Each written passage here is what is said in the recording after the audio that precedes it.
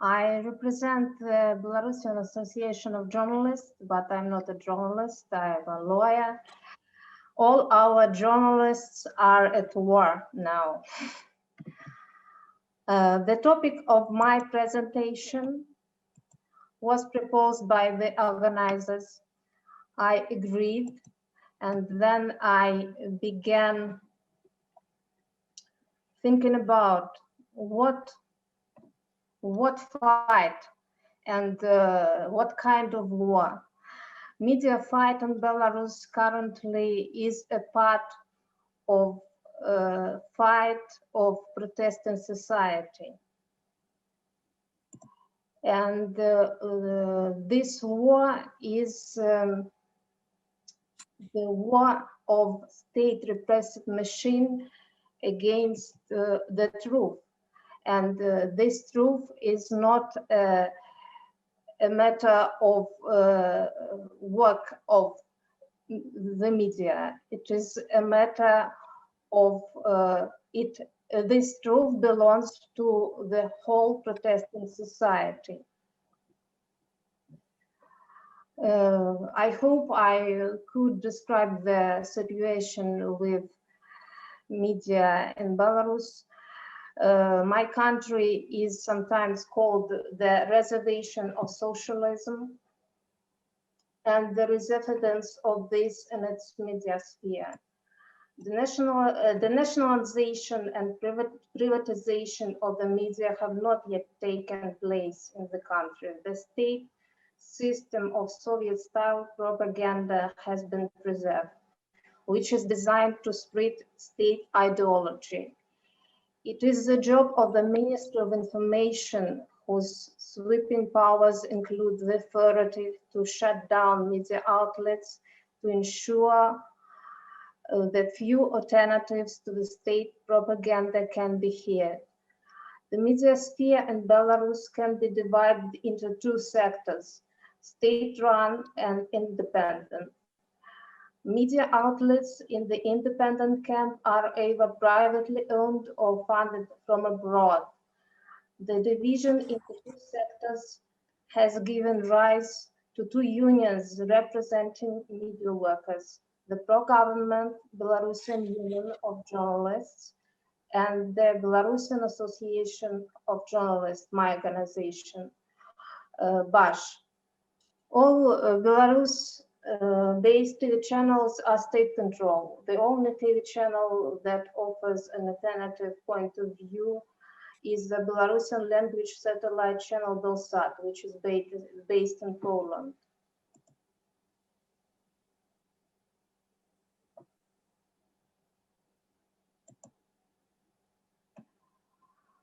But state-run media outlets are funded from the state budget and are generously resourced.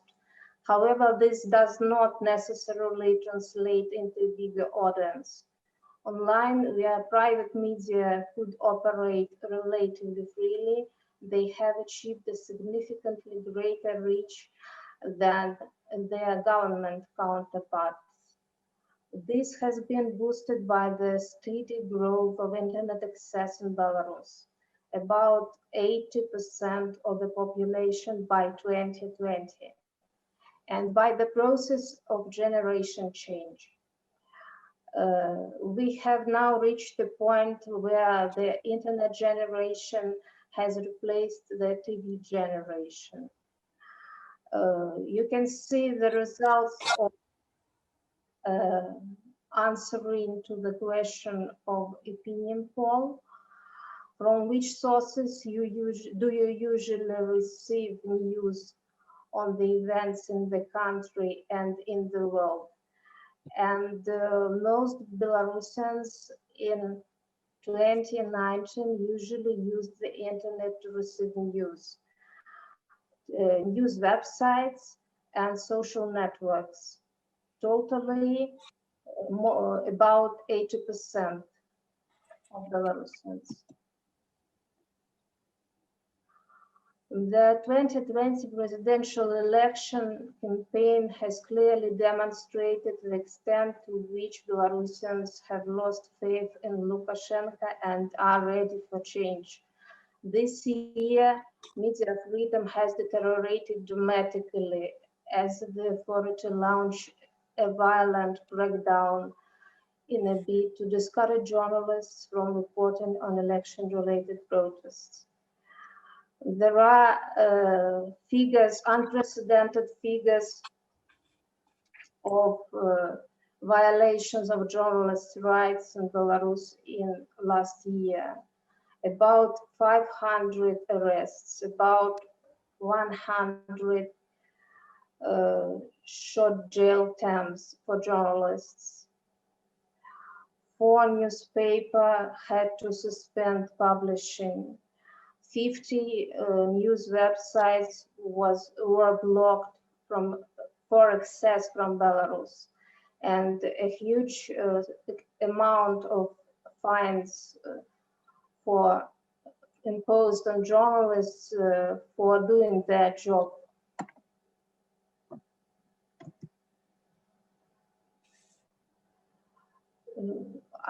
I will describe some directions of state activities towards media freedom after the election. Of course, these activities was aimed to the internet space. For 3 days after the election, internet access in Belarus was severely disrupted. At times, the blackout was total. At other times, specific internet services, websites, social networks, messengers service were blocked. Access to a number of websites, including the BAJ website, were blocked for users in Belarus as a result of targeted government actions, despite the lack of any official decisions. Almost every summer and autumn weekend, since the day of the election, mobile operators in Belarus stopped providing mobile internet services to their users at the request of authorized state bodies.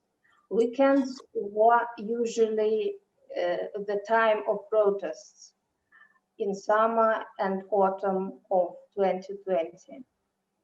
The Ministry of Information ruled to block access from Belarus to more than 70 websites, including about 50 news websites, including very influential media outlets, such as Belarus Service of Radio Liberty, Euro and some others.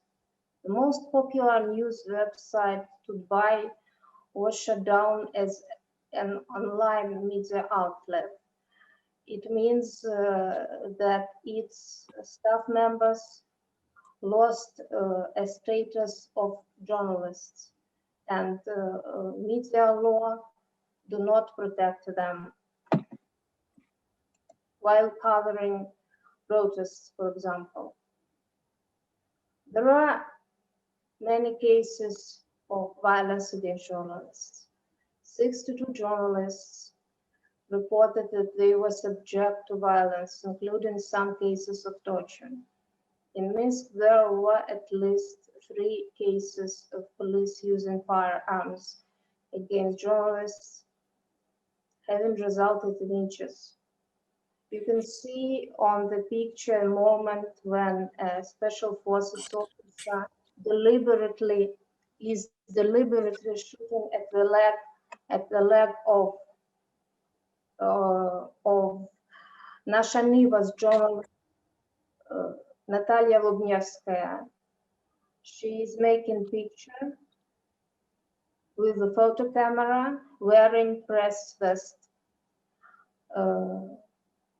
Her leg was injured severely and she spent several months in hospital. Unprecedented scale of criminal prosecution of journalists, after the election.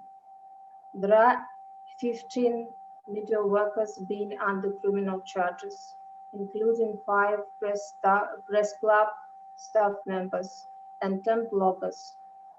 For the first time in Belarus's history, 5 professional journalists at once are political prisoners.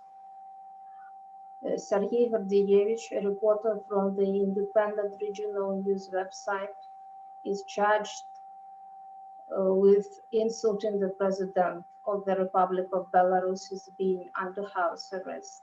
Belsat TV journalists Katerina Andreeva and Daria Chultsova have been sentenced recently to 2 years in prison for alleged organizing actions that grossly violate public order. Tudbai's Katerina Borisevich is currently in custody, being tried for alleged disclosure of confidential medical information causing grave consequences. And the media manager and founder of the online outlet Journal Vaikom, Andrei Alexandrov, charged with funding people involved in mass riots and the other protests. He is imprisoned pending trial. Some words about the crimes of our female journalists. Katerina Borisevich published information about the death of peaceful protester Roman Bondarenko. He was severely beaten by masked individuals and driven to the police station in an unmarked van, and later he died in hospital. The publication on the influential online outlet Tudbai has exposed an official cover-up of his killing. This is Katerina Borisevich before the court, and on the right you can see a protest slogan appeared in Minsk a day ago. Flowers instead imprisonment, free Katerina Borisevich.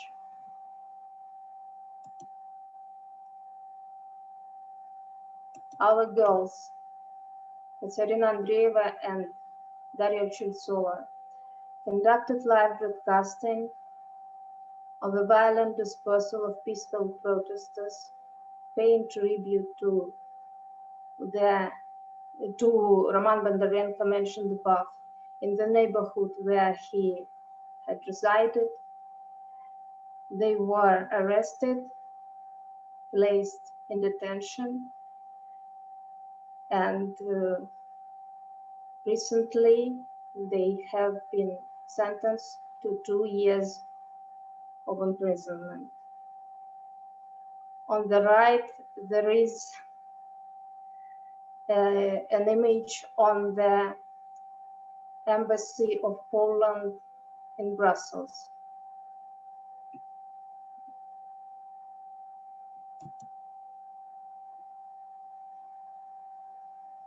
Media fight in Belarus, as I said,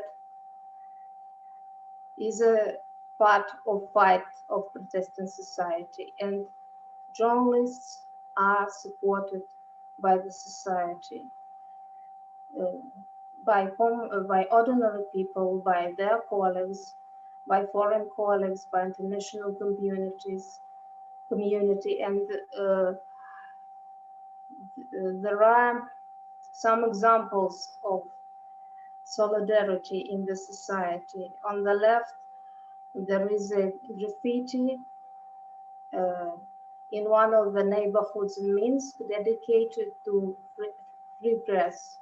And on the right, there is a light projection on a building in Minsk with the words "Losik, hold on," dedicated to blogger Igor Losik, who were on hunger strike more than 40 days, being in prison.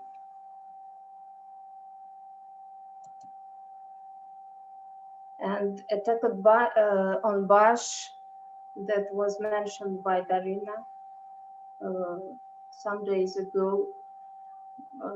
Belarusian Association of Journalists was engaged in the protection of journalists all this time. It has been continually monitoring the situation and providing assistance to the affected journalists.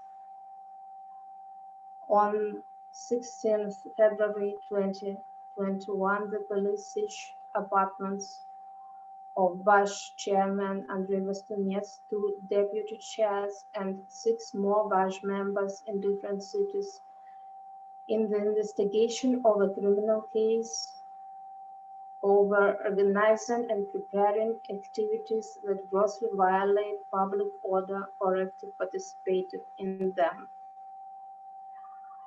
The police seized equipment, phones, papers, and money of our members. BAJ office was searched and sealed. Now it is closed. We were walking out of office under the pressure. Media fight, current results. What are results of this war against independent media? I hope it is not look like the win of the state. Block news websites work through so-called mirror websites, Telegram channels, and social networks. Print newspapers are published online. Journalists continue to report on the events in the extremely difficult conditions, being supported by the society. Almost all our media outlets are working. I know only one regional newspaper that stopped publishing due to seizure of equipment by the police. And last year, 2020, some experts called the year of Telegram in Belarus. Telegram channels became tools for media outlets, for media previously for online media outlets. By the beginning of August 2020, before the election, only 4 channels in Belarus segment had more than 100,000 subscribers. Today there are already more than 20 of such channels.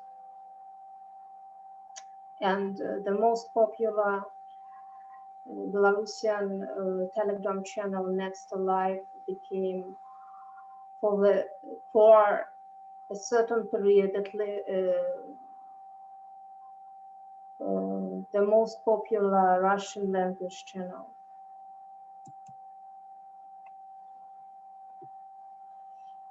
And the results of our fight.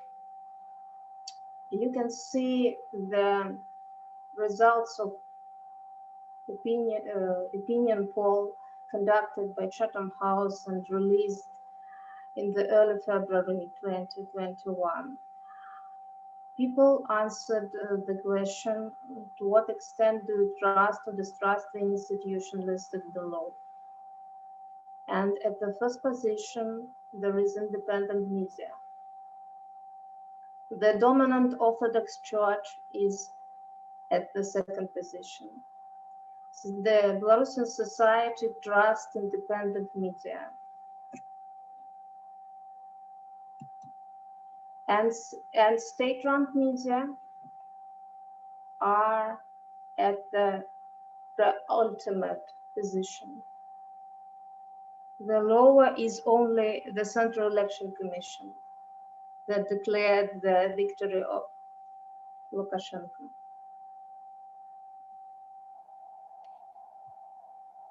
Thank you, Olha. Thank you for this presentation, and thank you for joining from these difficult conditions in Minsk. We've been having some troubles with the sound, and we are sorry to all the guests, but that's what we've got. Olga, I have this question about. Heard all that, and we've been watching all that, and that's heartbreaking to see and to watch. Is there anything we as an international media community can do to help Belarusian media?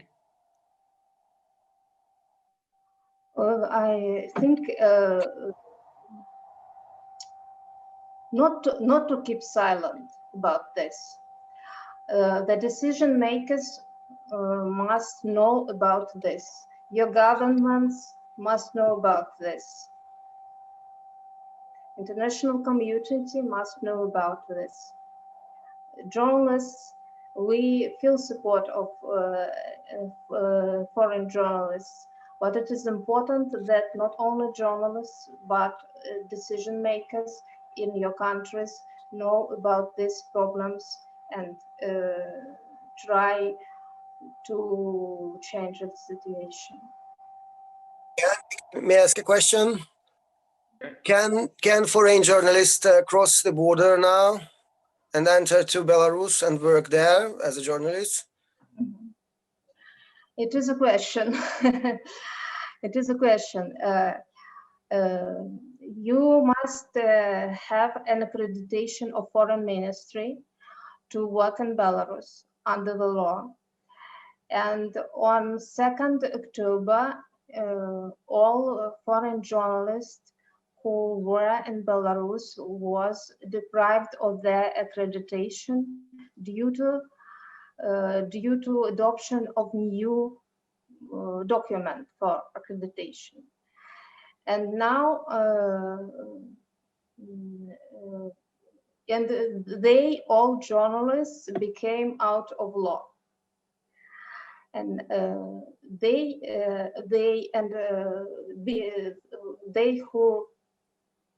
journalists who were in Belarus and from abroad filed their applications to the foreign ministry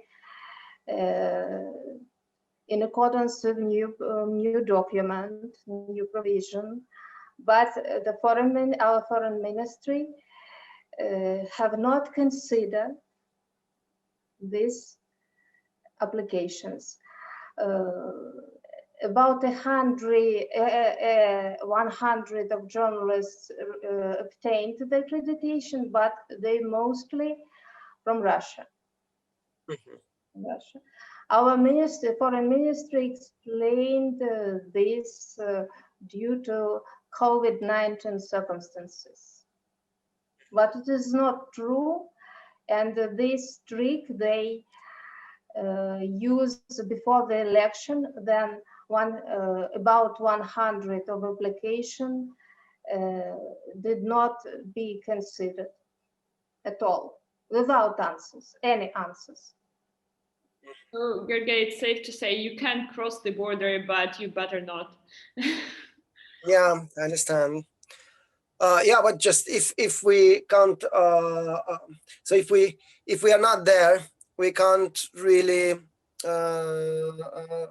represent the situation what we have in Belarus. So this is the problem, that we have our inner view, because we have to stay outside of the country, which of course makes it almost impossible to cover the situation we see in Belarus. Well, I think here we should say, as we are on the record, we shouldn't start planning our plots here, but I think we should rely on the information that Belarusian Association of Journalists is giving us, and they can give us a lot of information. They've been collecting a lot of data. I've been following that really closely, and I really appreciate what they've done to make all the situation visible for the world. I thank Olha for the presentation, and let's hope that things change to better in Belarus very soon. And we at the PIX are doing what we can to make the situation public. and yeah, we'll be relying on the information from BAJ from now on to